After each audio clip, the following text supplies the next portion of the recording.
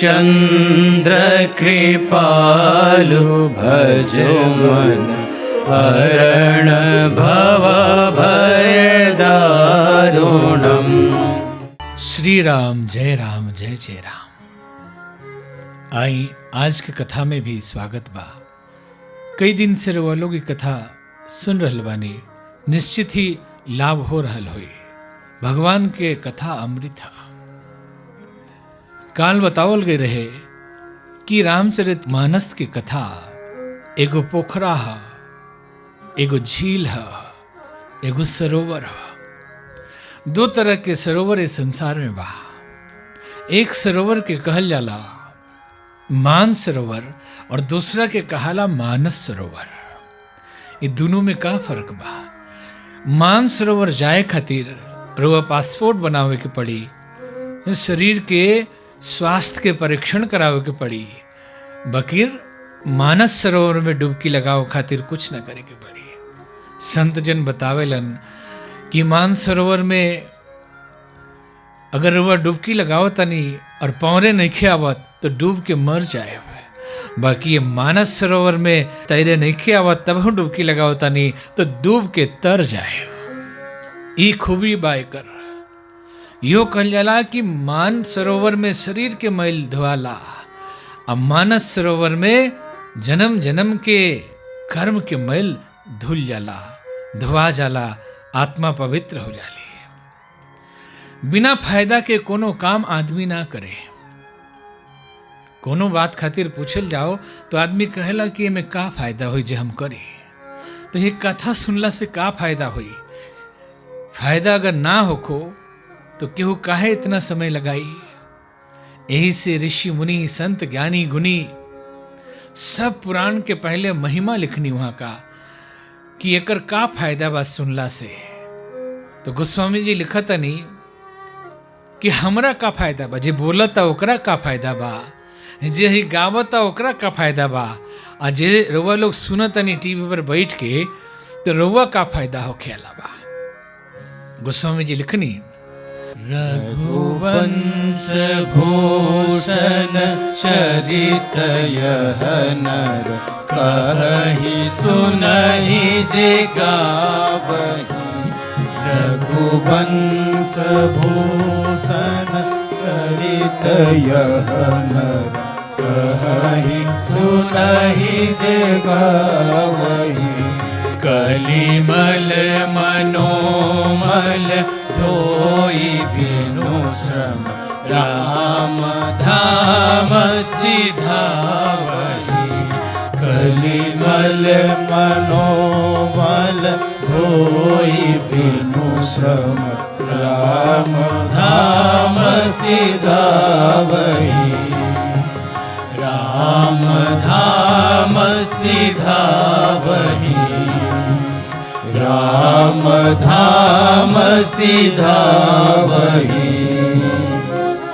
रघुवंश भूषण चरित्र यह नर कहहि सुनहि जे गावहि। भगवान राम जी के नाम की महिमा ई कथा जे कहेला, जे सुनेला, जे गावेला ओकरा का लाभ मिलेला?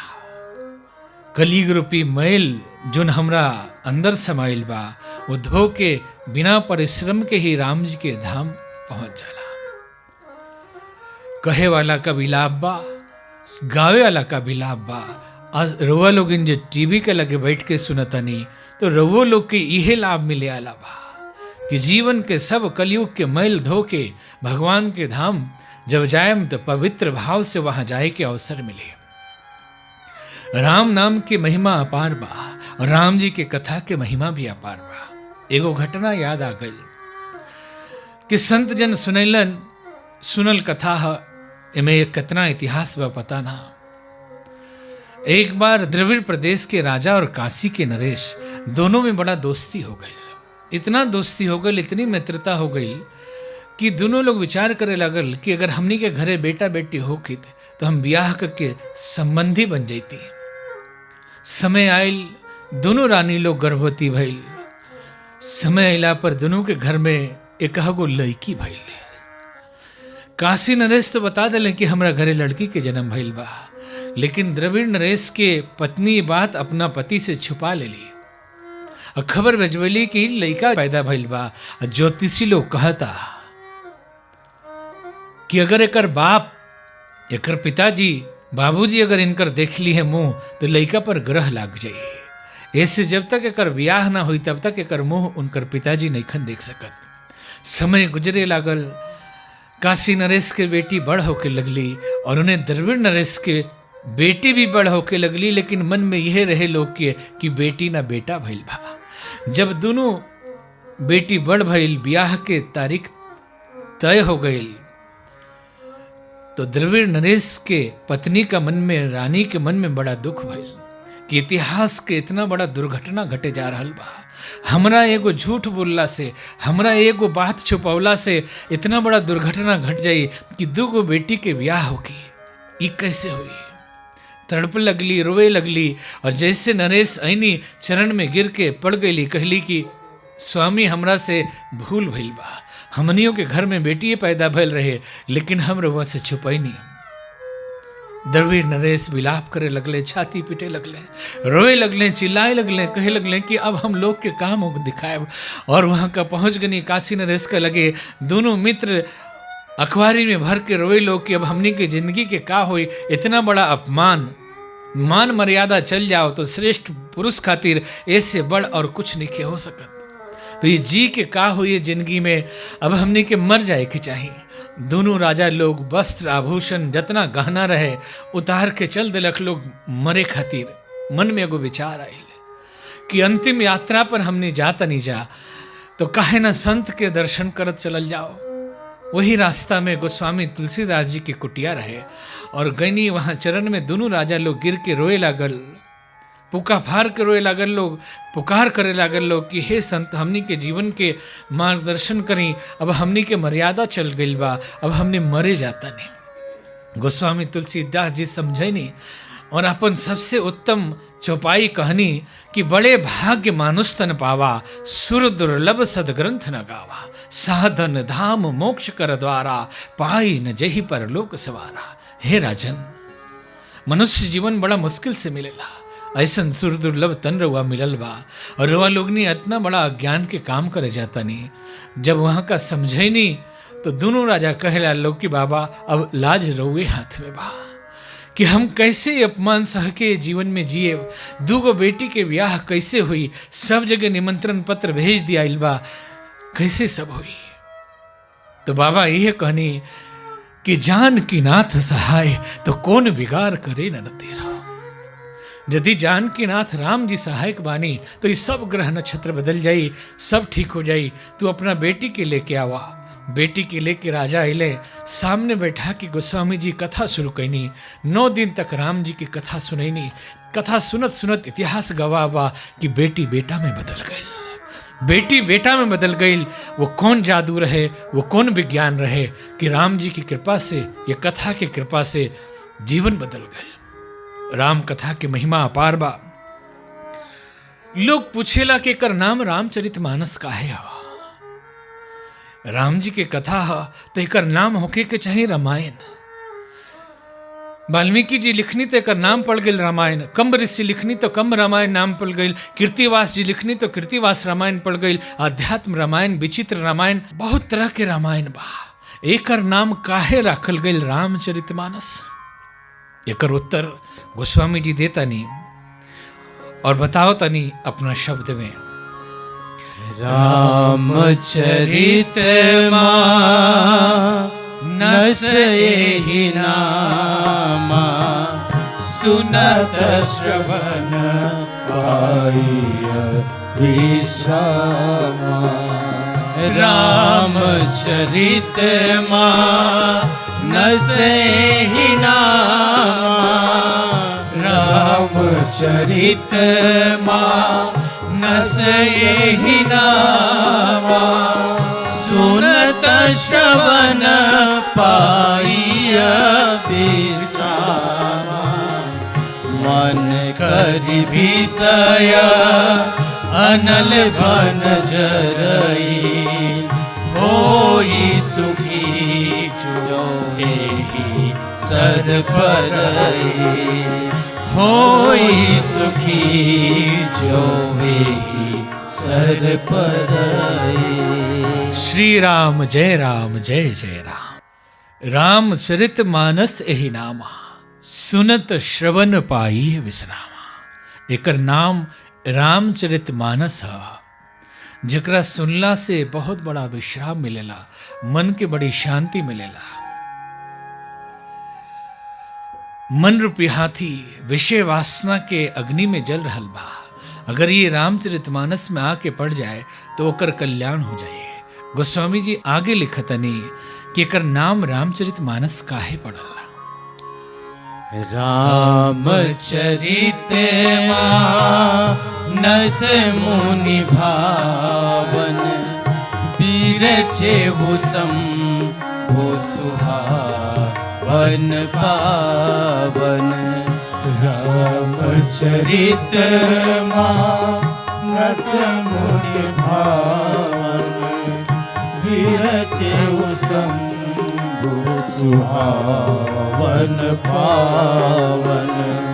रामचरित मानस मुनि भावन रामचरित मानस मुनि भावन बिरचे शंभु सुहावन पावन।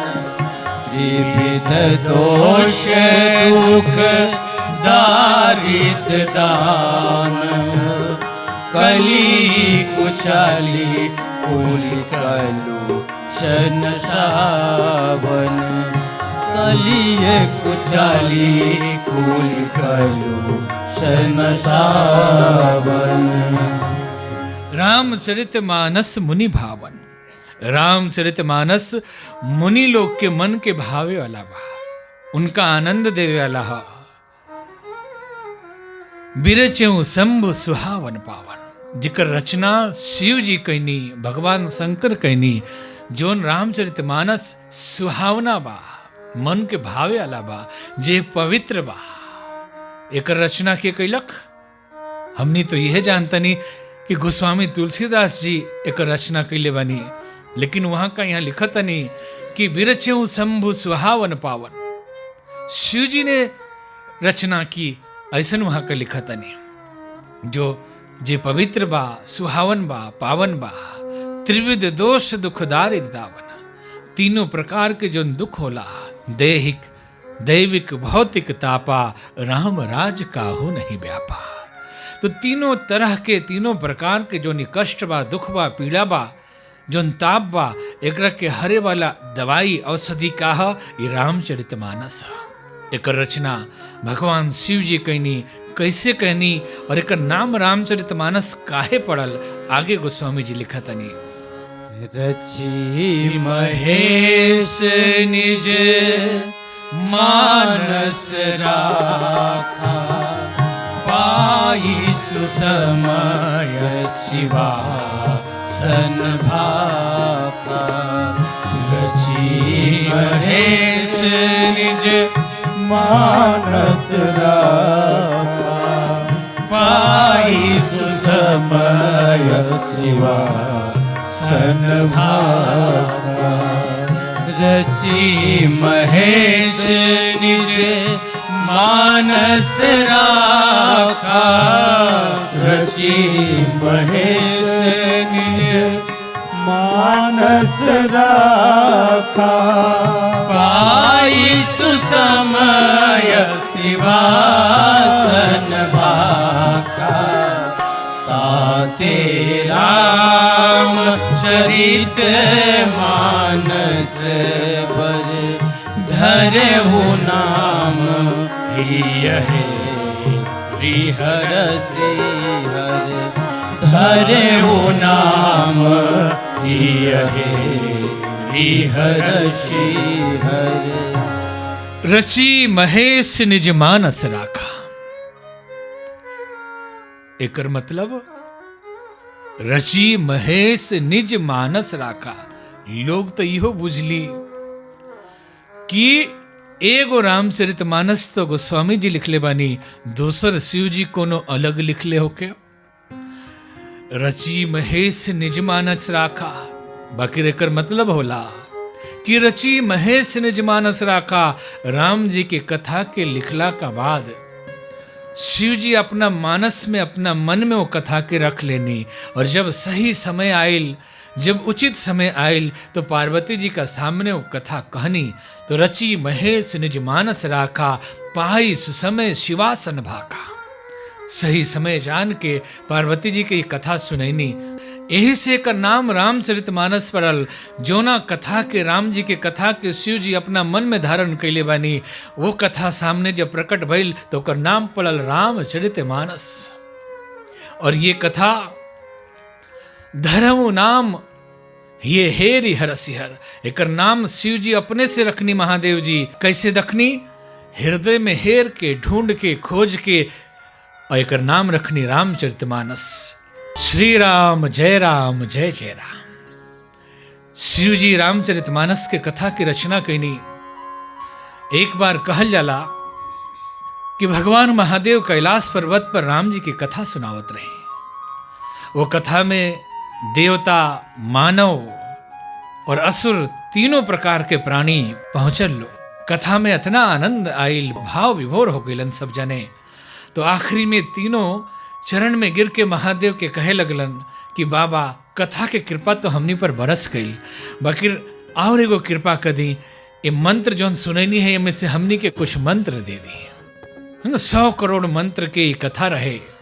तो बाबा की कृपा भइल और उनमें से 33 करोड़ मंत्र 33 करोड़ देवता लोग के, 33 करोड़ असुर लोग के और 33 करोड़ आदमी लोग के बाबा दे देनी। सब लोग अपना अपना घर चल गए। फिर समय आयल, एक कल्प में फिर हिमालय पर कैलाश पर्वत में भगवान भोलेनाथ कथा शुरू कैनी। कथा सुन के सब लोग फिर भाव विभोर भइल, आनंद से आंसू बहे लागल और चलते चलते गोड़ लाग के कहलक लो कि बाबा पिछला बार तो रउआ मंत्र देले रही, हमने के और मंत्र दे दी। अब 1 करोड़ मंत्र बाँचल रहे और वो 1 करोड़ मंत्र में से 33 लाख बाबा 33 लाख असुरन के, 33 लाख मानव के, 33 लाख देवता के दे देनी। 1 लाख मंत्र बाँचल। वो 1 लाख मंत्र बाबा का लगे रहे। फिर हिमालय पर कथा भइल, फिर तीनों लोग पहुंचल और पहुंचला के बाद गोड़ लाग के मंगलक लोग कि बाबा अब की जात जात मंत्रवा तनी और दे दी। 1 लाख में से बाबा 33 से 33 हजार तीनों प्राणी के दे देनी, और में से 1000 मंत्र बाँचल।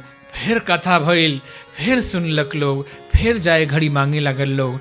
तो बाबा वो 1000 में से 300 मंत्र वहां का दे देनी तीनों जना के। 100 मंत्र बाँचल। वो 100 में फिर कथा भइल। हिमालय पर्वत पर फिर सभा लागल, व्यासपीठ बनल, देवता, मनुष्य, असुर सब लोग के भीड़ इकट्ठा भइल। कथा सुनैला के बाद बाबा जब चले लगनी तो फिर गोड़ धरलक लो कि बाबा तनी मंत्रवा दे दी। 33 मंत्र बाबा फिर दे देनी। एगो मंत्र बाँचल।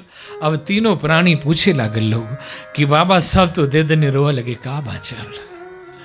सब तो रोआ दे देनी, अब राम कथा में बाँचल का कैसे चली? सब आगे कथा कैसे रोआ सुनाए?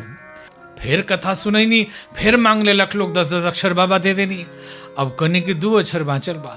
तो इतनों जाना कहलक लोग कि बाबा ये 2 अक्षर से का होई? तो वहाँ का कनी 2 अक्षर रा और मा। ये तारक मंत्र है, लोक के कल्याण करे वाला है, एकरे के राम नाम कहल जाला। ये कथा उहे कथा है। कैलाश पर्वत पर माता पार्वती जी भगवान शिव जी से सुनतरी, और ये वह कथा है जो त्रिवेणी संगम पर जागवल ऋषि से भरद्वाज जी सुनतनी। ये वह कथा है जे गरुड़ जी कागभुसुंडी से सुनतनी। वही कथा रुआ लोग के हम ये टीवी के माध्यम से सुना रहल बनी, जोन गोस्वामी जी महाराज जनता के सुनैनी। गोस्वामी जी लिखनी, कहूँ कथा सोई सुखद सुहाई, कहूँ कथा सोई सुखद सुहाई। सादर सुनहु सुजन मन लाई। सादर सुनहु सुजन मन लाई। कहूँ कथा सोई जय हो। सुखद सुहाई। कहूँ कथा सोई सुखद सुहाई। सादर सुनहु सुजन मन लाई। सादर सुनहु सुजन मन लाई। कहूँ कथा सोई सुखद सुहाई। गोस्वामी जी लिखतनी कि वह कथा हम सुनावतनी जोन कथा सुखद बा, सुहावनी बा, आनंद देवे वाला कथा बिया। वो कथा हम सुनावतनी। हे सज्जन लोग तनी मन लगा के सुनी। श्री राम जय जय राम। आज की कथा यही जब विराम ली। एकर नाम रामचरितमानस काहे पड़ल, सब सुनावल गई। अब कथा काल से प्रारंभ हुई, जहाँ से गोस्वामी जी कथा में प्रवेश करता नहीं।